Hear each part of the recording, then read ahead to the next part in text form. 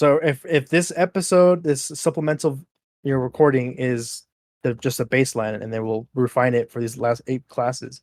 The Ranger itself is a class that is more involved in role playing than actual playing the game.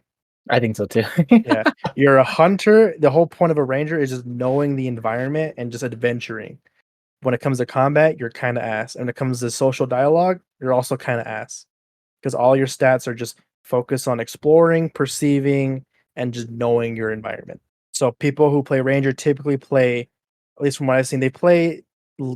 If you've seen Lord of the Rings, they play as Legolas. They play as the archer who just shoots arrows from a distance and is just kind of very wise about where they're at. That's it. Yeah, I mean that's like stereotypical, right? Just Mm-hmm. you're an elf, right? They're probably all elves. They're all elves. They're half elf. They're dark elf. Some variation of elf. That's who they are, and that's what they play as. You are green. Yeah, typically you're green, unless you go into a different kind of subclass. But for the most part, you're green. You wear a green cloak. You're an elf. You got pointy ears. You're probably blonde too. Yeah, kind of like Link too. You're Legolas and Link. Yeah. If you were to play Link, I don't know what class is Link. I think you'd be a fighter. No? Would you multi-class fighter ranger? Oh, to play Link? No, I think it would just be Yeah. fighter because I Just think fighter is almost a better ranger, a better. I mean, yes. than The ranger. Yeah, he's more useful. Being a fighter is more useful than a ranger, but the ranger can be fun in some very certain scenarios. Niche. Very niche circumstances. I think if your DM's learning like a survival campaign, then yeah, probably right. Like, oh yeah, you're in the wilderness or there's not a lot of like, I don't know, like civilization around. Then that's probably where like the ranger shines, right?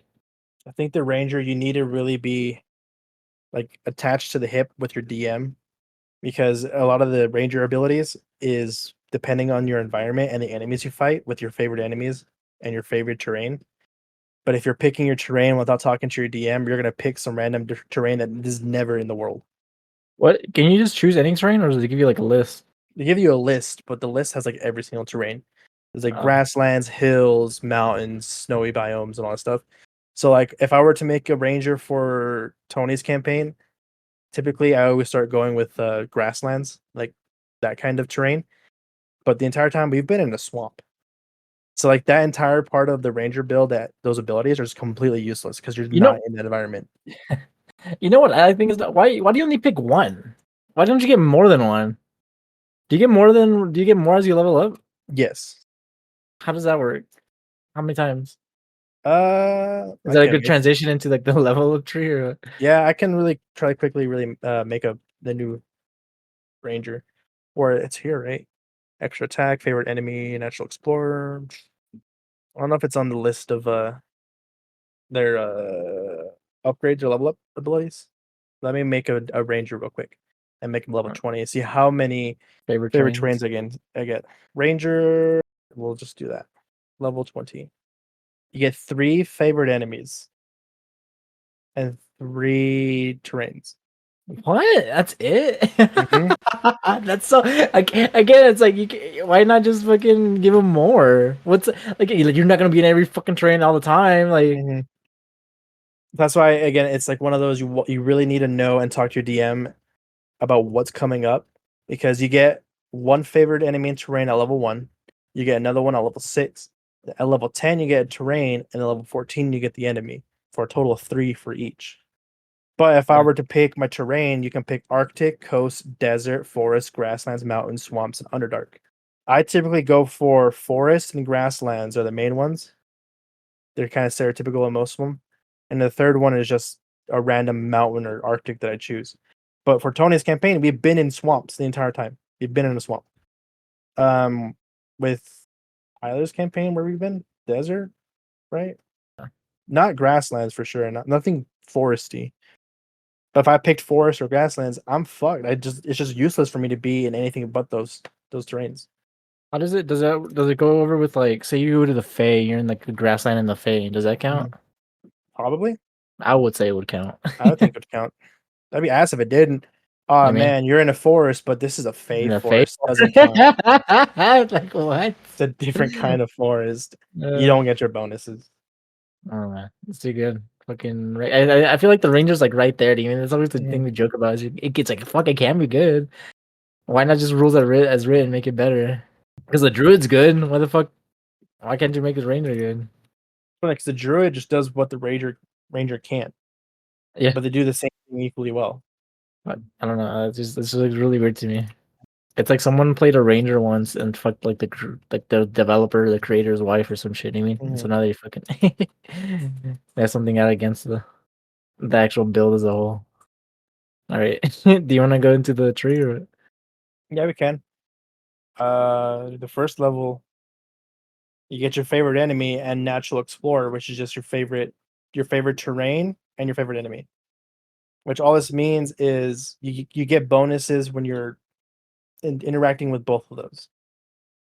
So for your favorite enemy, like it's easier to track and fight them than if they weren't your favorite enemies. You also get to learn the language. You learn their language? Yes. When you gain a favorite enemy, you learn one language of your choice that is spoken by your favorite enemy, if they speak one. Oh, Mhm. so if they speak like multiple languages, you can. You can pick from one of those. That's pretty good. You get advantage on wisdom checks, so you get survival checks to track them, and intelligence checks to recall information about them. You can kind of like learn who they like, what kind of creatures they are. So I'm pretty sure if you pick trolls as like your favorite enemy, you'd find out that they're weak to fire if you just make an intelligence check, and then you get to speak their language. Favorite terrain, um, it negates difficult terrain, which halves your movement. So instead of having to move at half your speed during something that's considered difficult, if it's in that terrain, you can move your normal movement. So you don't get slowed down. This says you can't become lost except by magical means when you're in your favorite terrain. You always know where you're going. You always know how to at least leave the area. Even Okay. when you're engaged in another activity while traveling, such as foraging, navigating, or tracking, you remain alert to danger, which I assume means you can't be surprised. Like you hear like a branch break or something. It's like You hear a branch break, everyone else is stunned for a round. You don't get the you don't lose that turn. You get to react faster. When you forage, you find twice as much food as normally. If you're traveling alone, you can stealthily move at a normal pace instead of like half your movement. While tracking other creatures, you also learn the exact number, sizes, and how long ago they passed through the area. yeah, I think that's pretty good. You mean like some of these things? Mhm. It's like it is niche, but it's like it's pretty good.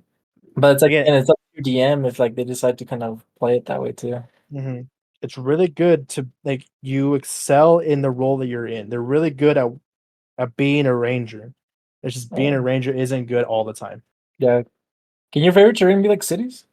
Uh, not in rules as written. That's not an option. Is there subclasses that let you do that? Probably. I'd I would rather. make it I where a would. city. So there's two ways to do it. As a DM, you could consider urban areas as a terrain. So then Yeah. you can pick that as your favorite terrain, or you just treat that the city it's in the terrain that it's around. What? I don't That's know, whack. like if you make a city in a desert, but they pick desert instead of have well, because like you don't want them to waste one of their favorite terrains on something you have to come up with. At the very least, what you could do is give them a bonus if you're in a city in a desert if they pick desert, instead of they having them to remove the desert option and put city specifically. Because what happens when they leave the city and they're in the desert? Then, well, but they get more than one. You mean? They get three total. Yeah. I don't know. I think Mhm. urban setting is pretty good though. Like, Mhm. I would let them do an urban setting. It's like why Mhm. not? I would definitely give them a benefit in the urban setting. I was wondering balance wise is if you treat the urban setting as the biome they picked, or you treat urban as its own biome. I would treat it as its own because I think that's more. I think it's stronger. I think it's stronger. Yeah, because it's like I don't know. It's like every city, right? And you're always gonna be in a Mhm. city. It's almost like a must pick too. Do you mean? Well, that's level one.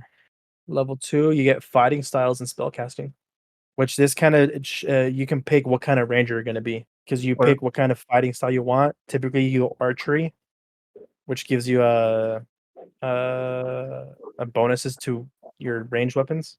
So if you're trying to be Legolas, this is what you do. You go archery because you just sit at a distance and you just chuck arrows. But you can pick other things like what's druidic warrior? Druidic warrior. Yeah, druidic warrior. You can pick that.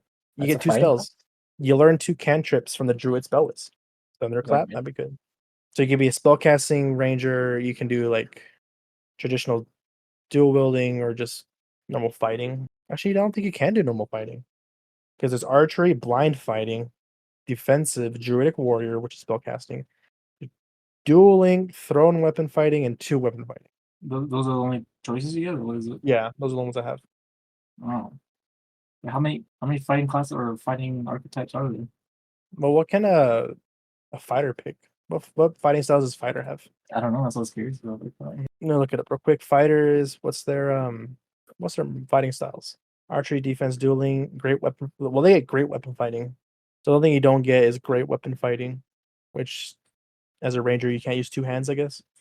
But like, why not? You hear me? hmm Is that just to would that make it too strong? I don't know why it'd make them too strong. Like, what's the Yeah, I don't. point? Yeah, why is it against the rules? Like, I don't understand the balancing aspect there. Yeah, it's like someone's just doesn't make sense to me. I don't see why Because you you can would. do 2 weapon fighting, so you can just run in with 2 swords and use both your hands to fight. But for some reason, you can't do that's a 2-handed weapon. Yeah, see, it's like some of these like balance. Like I don't want to see like why not? Again, it's not like they're like the best spellcasters. Like they're looking like they don't have like crazy ass spells in their list. I don't think they have like maneuvers like a battle master or anything like that. So just like No. why not give them like these different fighting styles? All right, and then what's next after the fighting style? Spell casting, you just learn your spells. I don't know what spells you want to go into for the ranger. They're not the best spellcaster. A lot of their spells are kind of like utility based to help you or your companion. So when you're out in the wilderness and you're being attacked by a bear, you can cast animal friendship and it won't attack you anymore. Or your friends. If a beast's intelligence is 4 or higher, the spell fails. Which ones are 4 or higher? Well, I think once it gets like to 4 or higher, you're getting to like owlbears and stuff. Right? Is owlbear intelligence a 4? I don't know. Owl bear. Owlbear monster stat block has an intelligence 3. So you can. You Okay. can become friends with an owlbear. I guess. Yeah. What's that 3rd level? Ranger archetype. So that's like your subclass, and then you go primal awareness. So at 3rd level, you choose an archetype that you strive to emulate. The hunter that is detailed in the end of the class description or one of the other resources. Your choice grants you your 3rd level, a 3rd level, and gain a 7th, 11th, and 15th level. So that's when you get features. And then I mean we can probably pick someone that we think are interested in, but it's like there's Beastmaster, Fey Wanderer, Gloomstalker, Horizon Walker, Hunter, Monster Slayer, Swarm Keeper. And we'll do that at the end of this breakdown, Yeah. right? And then you get Primal, or is it Primal? Prime evil. Primeval? Prime How do you say evil. it? I always say prime evil. Primeval awareness? um, Primal? I fucking know.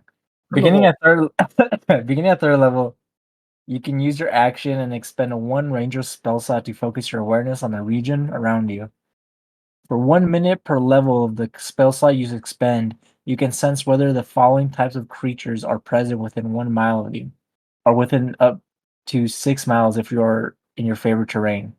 Aberrations, celestials, dragons, elementals, fae, fiends, and undead. This feature doesn't reveal the creature's location or number. You just know they're around. You just know they're within a mile of you in any direction. I think that's so ass, but you have to use like a spell slot, or like you have to focus too. For 1 minute per level of the spell slot you expend. 6 miles? And again, that's like one of those things. It's like, oh, maybe, but it's like 6 miles, and then your DM's like, I don't know, like, no. Again, that's so niche. Do you know what I mean? Telling you, they're really good at playing a role, and it'd be fun to play the role. They're just useless everywhere else. It also coincides with one of their spells, I think. I want to see if I can find their spell list. I'm pretty sure one of the spells for Ranger is like find traps, and all the spell does is just lets you know there's a trap nearby. Oh, you don't even know where it's at? You don't know what kind of trap it is. You don't know where it's at. Nothing. It just tells you there's a trap nearby. But how would you? That's so stupid. But even like, say, like, if you're role playing it, like, how do you know there's a trap around? Mm-hmm. But you don't know where it's at, or maybe in the general vicinity. You don't know. Do you mean like how close is this trap? Let's see. I have find traps. It's a 2nd level spell. Let me see if I'm right. You sense the presence of any trap within range that is within line of sight. A trap for the purpose of the spell includes anything that would inflict a sudden or unexpected effect you considered harmful or undesirable, which was specifically intended as such by its creator.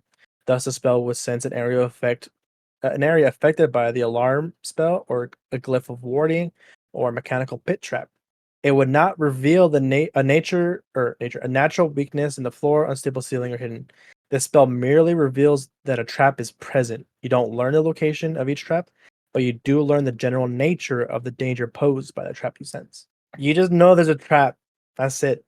But again, it's like why not make it to where why not make it to where you do know where it's at? Do you mean? I don't know. I just don't understand. It just seems like so weak. Unless you can upcast it or if there's like a better spell, but I don't think so. I feel like a lot of these, like a lot of the Rangers' issues, is just they don't want the Ranger to exist. kind of seems like yeah. Because a lot of these, like the fixes and a lot of things that people complain about, like if your DM can just hand wave and do some home brew rules of the slightest changes to like the wording, and it works really well. Like with the find traps, it'd work a lot better if you can tell where the trap is. And it tells you exactly what trap it is. Like that's a tripwire pitfall trap. Uh huh. That's an alarm trap. So don't even try to go disarm it because the second you touch it, it's gonna ring. Like that would be kind of good. What's the other one? Primeval awareness, where you can sense if anything's within a mile. Well, tell the ranger that how many they sense, and don't make it cost a spell slot. Just make them ritual cast it. At that point, it's just a free 10 minutes spent, and you get to learn if anything's within you and how many there are. That Yeah. makes it a little bit better than the generic, like you know they're there, but we're not gonna tell you where. I wonder if there's like a. I mean, I'm sure there is, right? If Mhm. someone's made like a actual good ranger class, is the ranger? No, but even in Pathfinder, isn't the ranger fucking ass? The ranger can be ass, yes. So it's like, Because if you're gonna be a ranger, you might as well be what you made, a druid that has an animal companion. yeah. I mean, I guess like my weapon isn't like the best, but but yeah. I mean, I have my spells and shit, so I mean, like druid spells are good. Yeah, I wonder if you can find online like someone who's made like an actual like viable ranger class, Someone has to, right? Let me. I'll look it up on Patreon for next time. right? Do a follow up on this. All All right, right. and then do you want to kind of go down? I don't think you get much more, right? No, because you get your extra attack of fifth, ability score improvements here and there, another favorite enemy and natural favorite terrain, an archetype feature, which we'll get into with the subclasses. Land stride. What's that actually? At 8th level, moving through non-magical difficult terrain costs you no extra movement. So it's kind of like giving you a little bit bonus in all terrains as opposed to just your own favorite terrain. You can pass through non-magical plants without being slowed, without taking damage. You have advantage on saving throws against plants that are magically created and manipulated to impede movement, such as the Entangle spell. I mean, that's pretty good. 9, you get nothing. 10, you get another favorite terrain. You get hide in plain sight. You can spend a minute creating camouflage for yourself. You must have access to fresh mud, dirt, plants, or soot. You're gonna try hiding by pressing yourself up against a solid surface such as a tree or wall that is at least as tall as and as wide as you are. And you gain a +10 bonus to stealth checks as long as you remain there without moving or taking actions. These are pretty good. I would have liked them if they were a little bit earlier, you know. So like you get them like maybe a little fucking 4 or something like that. That'd be useful, especially if you're being chased. You just like duck behind a little tree log and you put mud all over yourself. Yeah. But again, it's like, do this like I don't know if this makes you broken at all. Even if you get it Mhm. earlier, do you mean again it's niche. At 14, you get vanish, You vanish, which is you can use a hide action as a bonus action. and also you can't be tracked by non-magical means unless you choose to leave a trail. So you know something also that like during combat, and then I don't know if like if you're using like a VTT or like little like what's it called, um, what like rulers or whatever, Yeah. like hide like so in Baldur's Gate. Like hiding is a big part of like combat because like you can see like where enemies are like kind of looking and then you can Mhm. use the terrain around you to hide. I feel like when we've played we haven't used anything like that really. Do you mean like oh is it viable to like can I hide here and then pop out in another location and get like a surprise attack or something like that? Or have like the enemy not focus me because they can't see me. Yeah, because I know in D&D you have to kind of hide behind something. Like that's the general rule is you have to break line of sight in order to hide, or else it's just like a failed check no matter what because they're looking at you. I would think it would depend on like again like how dark is it? Like are Mhm. you in a cave? cave? Like, how far is their like vision? Because I think the way again in Baldur's Gate, I think the way they can do it is like if it's like light outside and like you're in the field, like I Mhm. think their vision is like like a lot greater. Do you mean? But if Yeah. you're in a cave or something like that, it's like it's lowered, and so you can kind of move around in the cave. I wonder if DMs normally take into account the direction the enemies are facing in combat, I want to say no, but I mean which we really should. that's what I think. But Because like, how would you do that? only well, it's because like if they're engaged, right? If maybe if the enemy is not well, if they're smart enough to actually look out, right? Because you're fighting an owlbear, which apparently has an intelligence of 3. They're not looking out for anything to like go behind them. They're just gonna attack what's in front of them. That's what I would think. Yeah. Yeah. And then same thing with an enemy that's engaged with combat, right? So if you're fighting someone face to face, I feel like 100% or at least 90% of their focus has to be on you. So they're gonna be looking at you the entire time. They're not gonna like get hit by you and then like look behind them. Like that doesn't make any sense. So maybe in combat, DMs should be taken into account if they're an enemy is occupied. If they are, they only face that one direction, and then the rogue can just hide normally behind them. Like I take the hide action, I sneak behind him. Since I'm hiding, I'm like tiptoeing, not making sounds. He doesn't know I'm behind him, and then I stab him for advantage. Yeah. No, I mean, I feel like that's how combat should be run.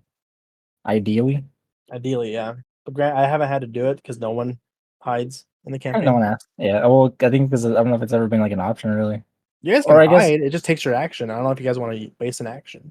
yeah. No, that is true, right? Is it better spent like actually like doing combat rather than hiding? Yeah. Or even for you, like dimensioning or dimension dooring away. Uh, Wouldn't that be more useful than trying to hide within 30 feet of them? I think so too. So maybe like at higher levels, so yeah, it's better to use like one of your spells or whatever. All right. At level And 18, then you get what? The feral senses. fuck is that? You gain preternatural. Fuck's Turn that? that. Yeah. Preternatural senses that help you fight creatures you can't see. When you attack a creature you can't see, your inability to see it doesn't impose disadvantage on attack rolls. You're also aware of the location of any invisible creature within 30 feet of you, provided that the creature isn't hidden from you and you aren't blinded or deafened. So if they're like in front of you, Yeah, if they're they're not within hiding behind like a 5 tree or feet. something, you can see them. Which again, I feel like you should get way earlier than 18th level, but after 3rd level because you have to pick your fighting style. I feel like that could be really useful if you're going with a melee build. But if you do the traditional ranger at a distance with a bow, that's useless to you. When will you ever be within 30 feet of something? Yeah, that's true. Typically, you're gonna get features that like double your range with the bow. So instead of being 100 feet, you're gonna have a 200 feet range. You're gonna be off the map, just shooting arrows. No creature or enemy is gonna go near you because you're just that far away. I like this ability, but it has to come way earlier than 18.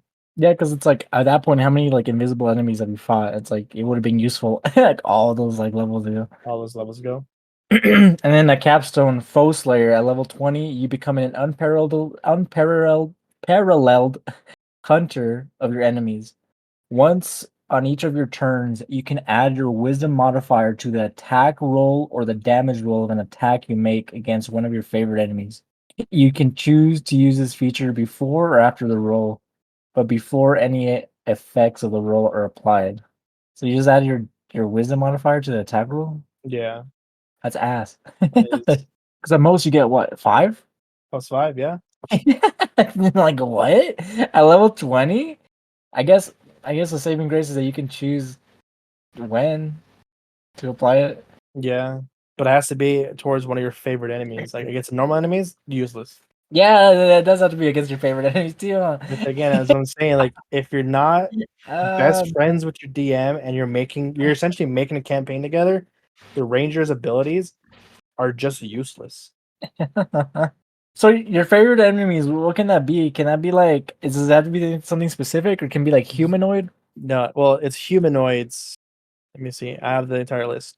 You can pick aberrations, beasts, celestials, constructs, dragons, elementals, fae, fiends, giants, humanoids, monstrosities, oozes, plants, and undead. If you pick humanoid and there's like a demon that's like or like a fiend that's humanoid, that doesn't count towards it. Do you Uh, mean? this says So it gives you the list of all that, and it says alternatively, you can select 2 races of humanoids, such as gnolls or orcs, as favorite enemies. So wondering if you pick humanoid, you have to pick the specific race. Oh, that's caca. Mhm. What? Yeah, I mean, I don't. Yeah, then this is just doo doo. I don't know why the fuck they. Yeah, I mean, I'm kind of curious to see what the other ones are, but it's like I think they should just fucking let you do that regardless. Do you mean you just put +5 to anything? Yeah, because it's not a lot. I like their abilities. It's just when they come in and like the way that's worded makes them so much weaker. Which makes me think when they made D&D, they wanted a ranger class just because of the popularity of Lord of the Rings, but they didn't care about being a ranger. They just put it in there to be like, you could be like the guy from Lord of the Rings. But I mean, D&D was fucking made back like in the what 70s. I looked it up. It's 1974 was when D&D was invented. Tolkien wrote the story of the Lord of the Rings between 1937 and 1949. But do you really think like? Oh, I guess It how much was inspiration they took from like Tolkien as a thing. Yeah, it was published in 3 parts in the years 1954 and 1955. So Lord of the Rings came out earlier, and I do know there's a lot of things that they put in the first D&D from Lord of the Rings that they were they were told to remove them because they're being sued by Lord of the Rings. Oh, really? Like the Balrog was in the D&D first edition, they had to change it to something else. The tree ants, the tree people from Lord of the Rings were also in D&D, like the official name, and they had to change that name to something else. Just put ants. Is that what it is? Yeah. They're not tree ants. They're ants. Mhm. Whatever. So I feel like Lord of the Rings inspired D&D. I just had a lot of influence in it. And reading the Ranger, again, I haven't read first edition, so I don't know how different the Ranger was back then. But it seems to me that it might have inspired them to make a Ranger class, and they don't care for the Ranger class. It's like let's just put it in here to appeal. It's kind of like Soldier 76 from Overwatch. We'll just put this character in to appeal to the mass shooter audience. Yeah, right. Yeah, it was like an easy thing to play Mhm. or like or to get a grasp of, right? Yeah. Is Oh, that the ranger though? What would be like the? I thought fighter would be like that. you would think, but I feel like Fighter has been taken care of and gotten a lot more features and been improved upon Hmm. much more than the Ranger has. You can see the care they put into the Fighter. I can't see the care they put in the Ranger, and specifically the wording they give all of its abilities. It's just so vague. It leads to a lot of interpretation, and it's just like, why even go through the hassle when I can just be a druid and do the same things? Yeah, they need to do something. And did get better in the new PHB. Mm-hmm. But yeah, it's like that thing. It's like everyone else got buffed and so did the ranger, but like again, it's like a It's overshadowed. yeah, it's like a yeah, not where maybe it should be compared to the other classes. Um, it's kind of like the wizard. Like the wizard got buffed in the PHB, but the sorcerer and the warlock also got buffed, and so but like they got buffed more, and so in turn isn't it's like the wizard didn't get like anything like special, and it's kind of like the ranger again with like these other classes. All right, do we want to? What are these optional class features actually? There's optional class features. Yeah, it's like Deft Explorer, first level ranger feature, which replaces the natural explorer. You're an unsurpassed explorer and survivor, both the wilderness and in dealing with others on your travels. You gain the canny benefit below, and you gain an additional benefit below when you reach 6th, 10th in this in level in this class. So you replace natural explorer with depth explorer. So like at first level, it's canny, and you choose one of your skill proficiencies. Your proficiency bonus is doubled for any ability check you make that uses this chosen skill. You can also speak, read, and write 2 additional languages of your choice. Okay. You're walking, roving 6th level. Your walking speed is increased by 5, and you gain a climbing speed, swimming speed equal to your walking speed. I think this is something they added with what Tasha's. It might have been, yeah. I think so, right? Tire and like these are good, right? Mm-hmm. You know, I feel like this is you shouldn't. I think you should be able to mix and match too. Like I can take canny, but then maybe like I also take what the fuck else do you get? These other features. Where's it at? Natural Explorer. What do you get? 6th level. Normal Ranger. Yeah, I'll hide and play. Or no, it's a. Land Strider, isn't it? No, that's 8th level. I Oh, then think what the fuck? 6th level just might be another favorite enemy in terrain. Oh, is it? Oh, okay. So maybe why not pick it? So like, oh, I don't want another favorite terrain. Can I get fucking roving or some shit like that? Maybe instead of just like picking like either or, like have it like a mix and match. Tireless attempt. As an action, you can give yourself a number of temporary hit points equal to 1d8 plus your wisdom modifier. Minimum of 1 temporary hit point. You can use this action a number of times equal to your proficiency bonus, and you regain all expended uses when you finish a long rest. So it's kind of like what's that fighter thing? Second one? I mean, that's not bad. I mean, That's really good uh, though. additionally, you finish a short rest, your exhaustion level, if any, is decreased by 1. Oh, that's pretty good. If you are tired. Favored foe. So this is you replace favored enemy with this feature. When you hit a creature with your attack roll, you can call on your mystical bond with nature to mark the target as your favorite enemy for 1 minute until you lose your concentration, as if you were concentrating on a spell. The first time on each of your turns that you hit the favorite enemy and deal damage to it, including when you mark it, you increase the damage by 1d4. And does it scale? You can use this feature to mark a favorite enemy a number of times equal to your proficiency bonus and regain all expended uses when you finish a long rest. So that you can kind of make everyone like a favorite enemy. But Yeah, like I guess for that battle or whatever. Um which one's better? Maybe this one? I like this one better. Yeah, because you can't you don't have to choose, you're not stuck. It's Like also you can not a. always It's also It's like a minute. It's a combination of favorite enemy and Hunter's Mark that doesn't cost a spell. Which I guess if you use Hunter's Mark as a spell, you can stack those damages on it, right?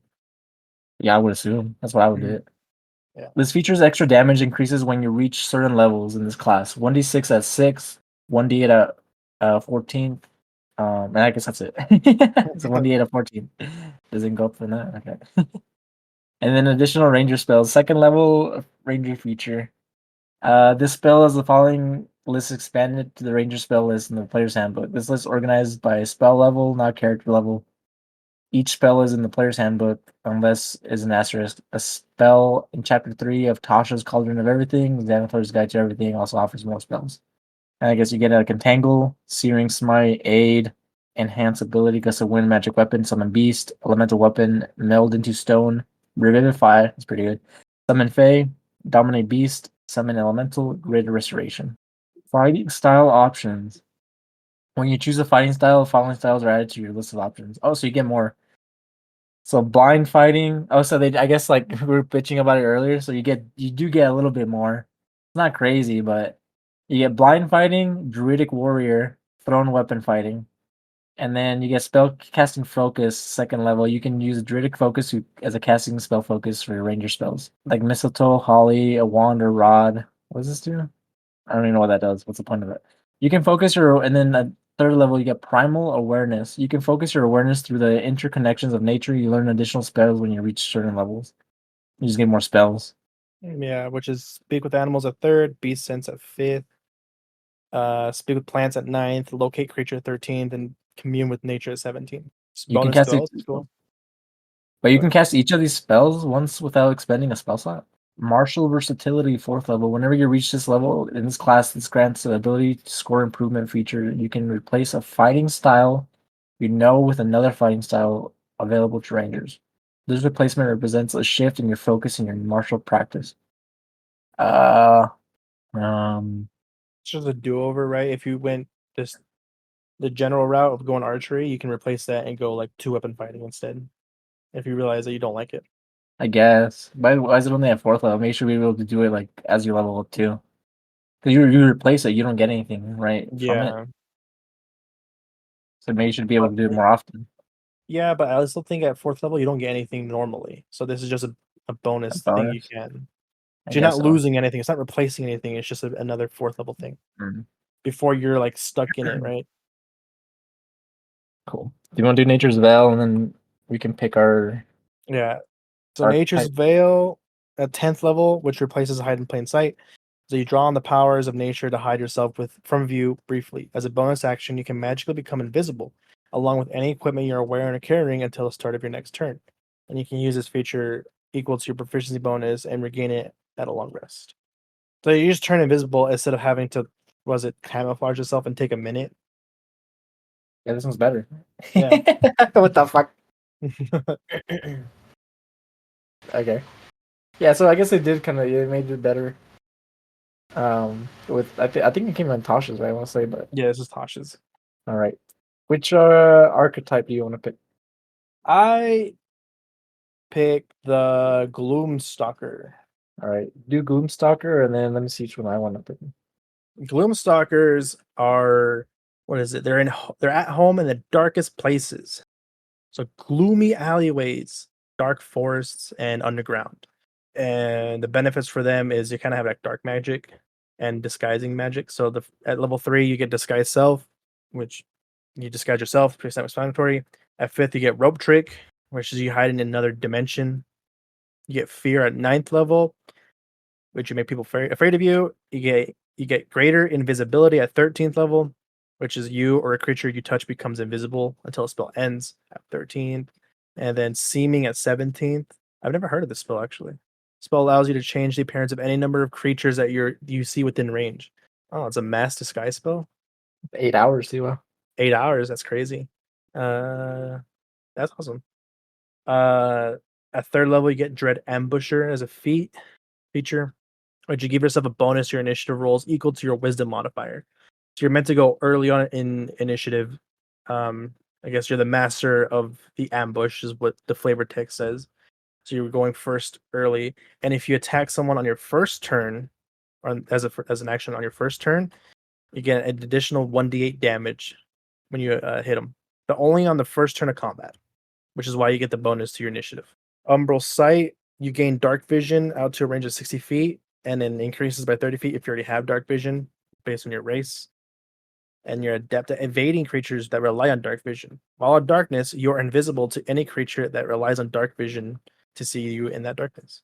7th level, you gain Iron Mind. You have honed your ability to resist mind-altering powers of your prey. You gain proficiency in wisdom saving throws.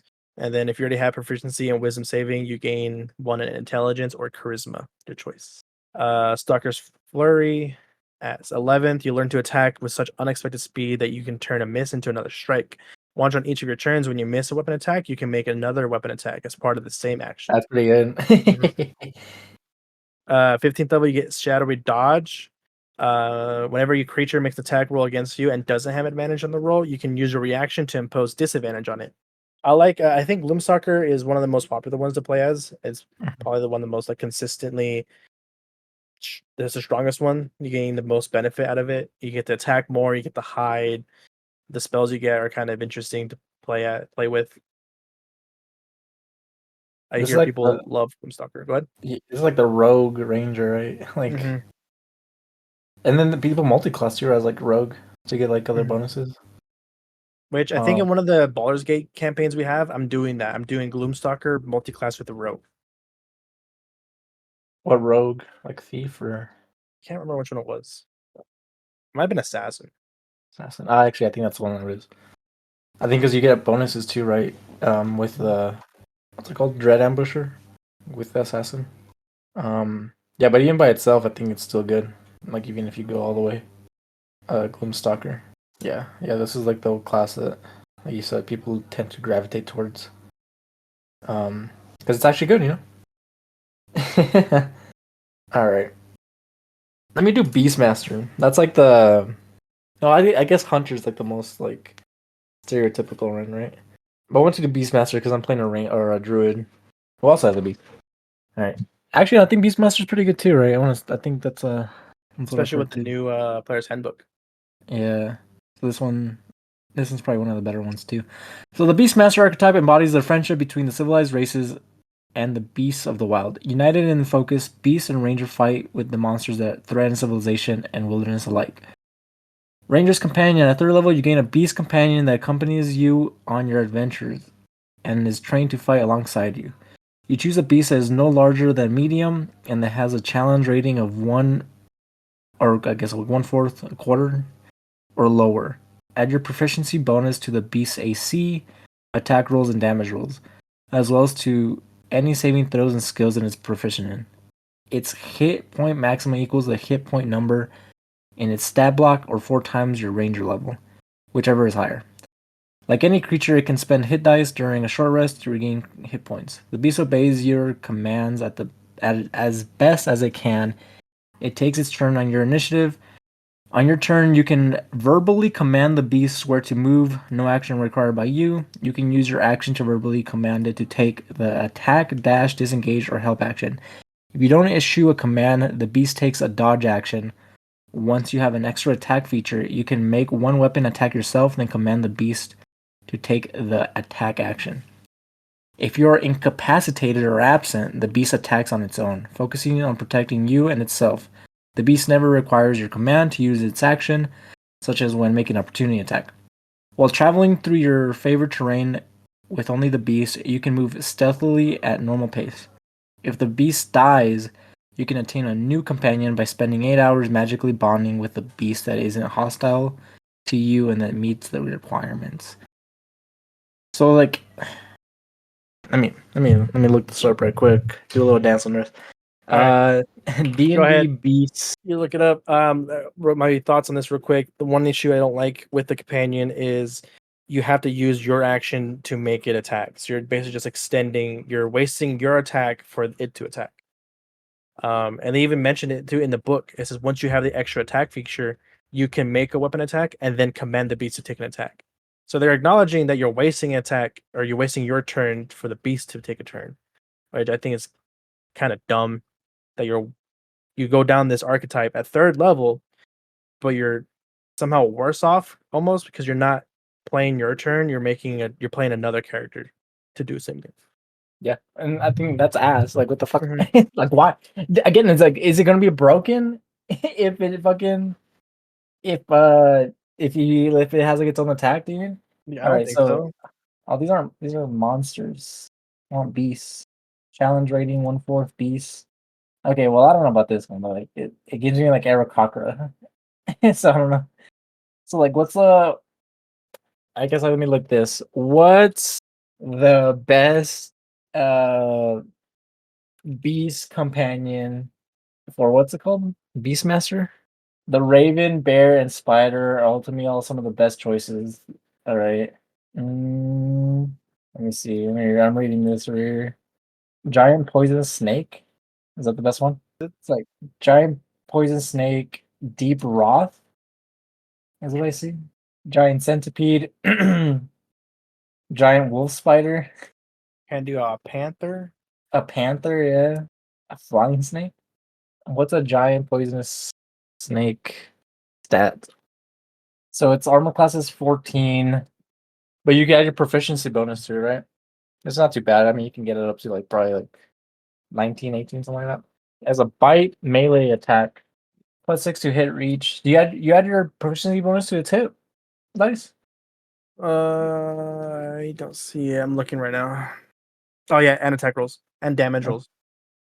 Okay, so that's not that's I mean that's pretty good too. +6 to Mhm. hit. And so you can make it like +10. Mhm. 1d4 +4 piercing damage, and the target must make a DC 11 Constitution saving throw, taking 10. Wait, what?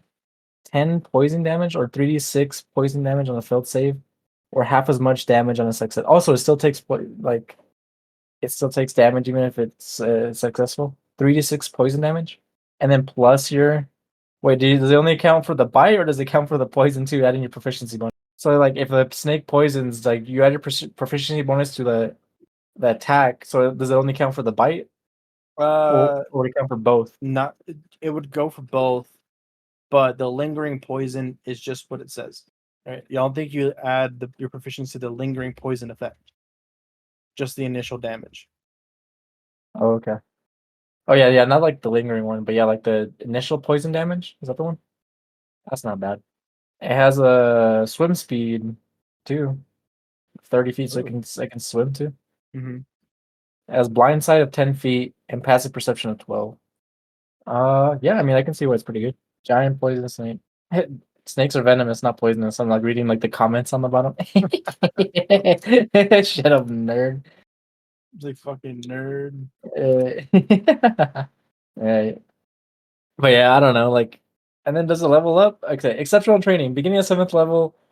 On any of your turns, when your beast companion doesn't attack, you can use a bonus action to command the beast to take a dash, help action its turn. In addition, the beast attacks now count as magical for the purpose of overcoming resistance and immunity to non-magical attacks and damage. Sure, I guess that's good.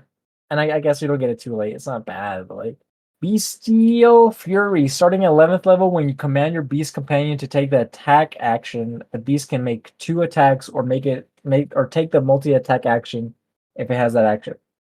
Okay, so it can just attack more. And then shared spells, beginning at 15th level, whenever you cast a spell targeting yourself, you can also affect your beast companion with the spell if the beast is within 30 feet of you. So, I mean, I don't think it's bad, but like it can be bad depending on what you choose. So I'm not sure if you're like kind of like pigeonholed into choosing like a good beast, right? But like I'm like thinking to like again like the Pathfinder campaign that I have, and it's like I kind of have all this stuff already at 9th level in Pathfinder Yeah. as like my druid, and you get like more options to like boost your like my beast or whatever, my animal companion. Do you know what changes? Do you know what changes they made to Beastmaster in the new PHP? This one it's just a really big overview, so I don't know how in depth it is, but it says Beastmaster.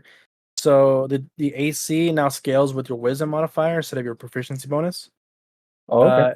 Exceptional training can be activated on turns where you use your bonus action to command your companion instead of on turns where your companion did not attack. And this feature now lets your primal companion take the dodge action as a bonus action. Lastly, Bestial Fury shares some of the benefits of Hunter's Mark with your primal companion once per turn.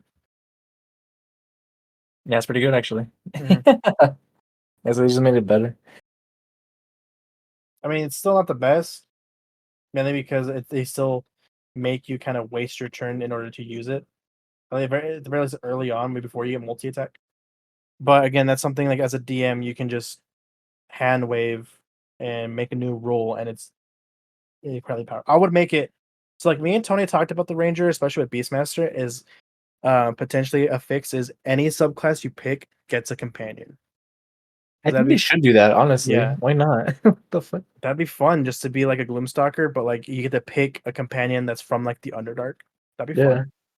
fun. And then we probably run it the way we run it in Pathfinder, where it kind of gets its own turn, right? Like you can attack and use your bonus action, and then right after you go on your turn is your companion, and they have an attack and a bonus action, or either or. I mean, I don't know how to scale it, so I don't know how to level up your companion. We haven't gotten that far, Yeah. but I mean, I think that'd be way better running in the game than what they have now, which is you take your turn, and if you don't, then it takes its turn, or you waste your turn and it takes its turn until you're higher leveled. And yeah, and I think that's how it should be. Like it's its own entity. I don't Mhm. understand why.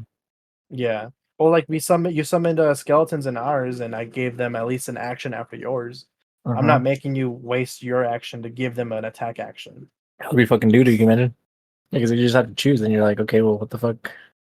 Because at that point, what's the point of summoning the companion or your skeletons if you have a spell that is better than what they do? Yeah, no, I think that's a good idea. That's what they should have done with the new PHP, honestly. Yeah. And again, with all of these, you can homebrew, but it's like I don't know, we're just kind of criticizing like the fucking game as written, right? Rules as written. And again, yeah, like D&D, and that's like the whole argument. It's like, oh, Pathfinder's better. It's like, yeah, but you can homebrew fucking you can change the rules. You're not playing a video game. And even if you're playing like on D&D Beyond, you can still like do some of these things, right? Mhm. But yeah, rules as written, Ranger. Where do you rank it on this? Was I it mean, S to D? S to D. For me personally, it's S tier.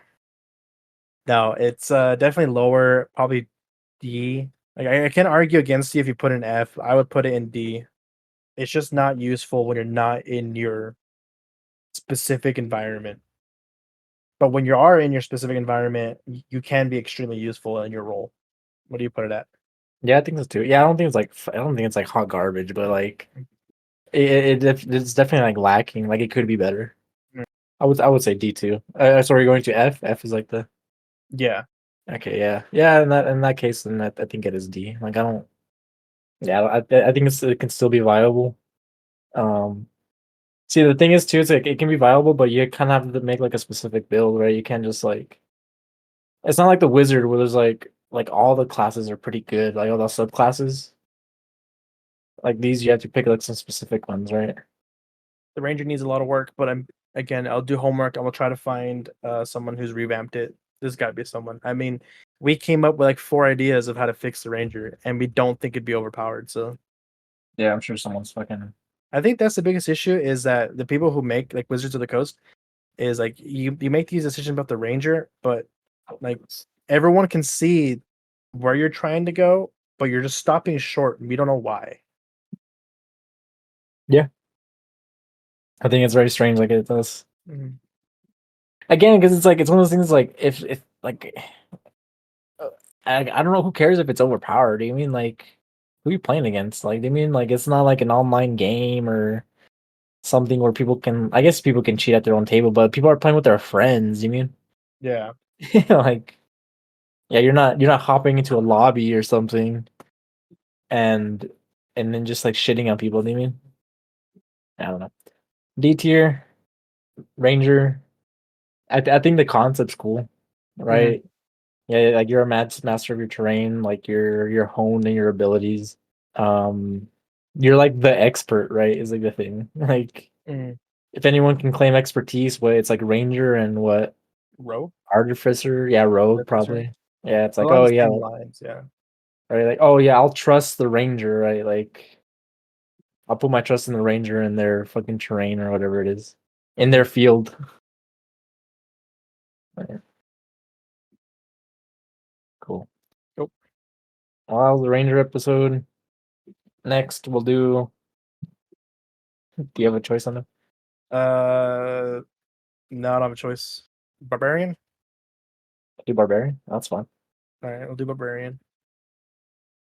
All right, that was a good episode. Leave us your feedback. We're still trying to. We'll mess with the format of this of what we're doing now.